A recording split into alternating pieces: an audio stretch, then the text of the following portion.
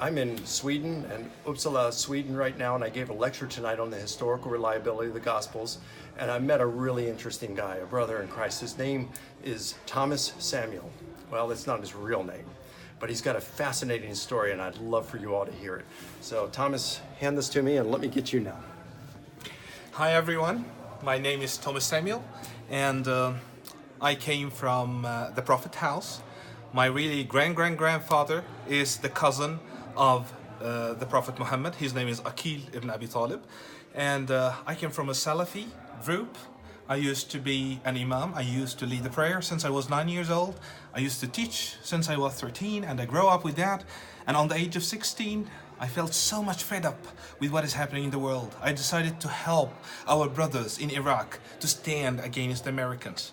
But suddenly it failed, and I started to feel depression towards God and what is happening here. I'm not chosen. But I met a man who said, you need to evangelize people. You need to make a prayer, a call of Islam, to call everyone to become a Salafi. I did that, but I was not satisfied until I said, I want to get in touch with Christians. And then, when I did that, I started to feel like, what is really Christianity is? I want to know it. And I found that what they taught us about Christianity in Islam is not really what Islam is teaching. And accordingly, I started to search for a source. I didn't find until one day a pop-up window came on my computer that says, do you love Allah? I thought it's a Muslim website. I clicked it, and it was a Christian website. It was a fascinating Christian website. It was very simple, talking about how things are so much connected. It answered the question that even Muslim imams used to have. How things are so much chronicle, how things are so much canon, how it's reliable, how eyewitnesses were there. And here I was shocked, like, maybe these all are wrong? I cried so hard, searching for God to give me an answer.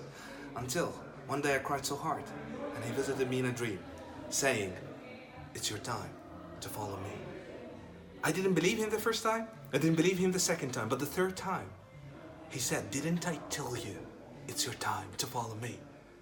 He moved the bandage on my eyes, and I started to read between Islam and Christianity. I found that there is more far away between what canon in Christianity can be and what we have in Islam. To be a Christian is to follow the evidence, is to follow the truth, and to follow the true God that makes sense and make you in sequence with what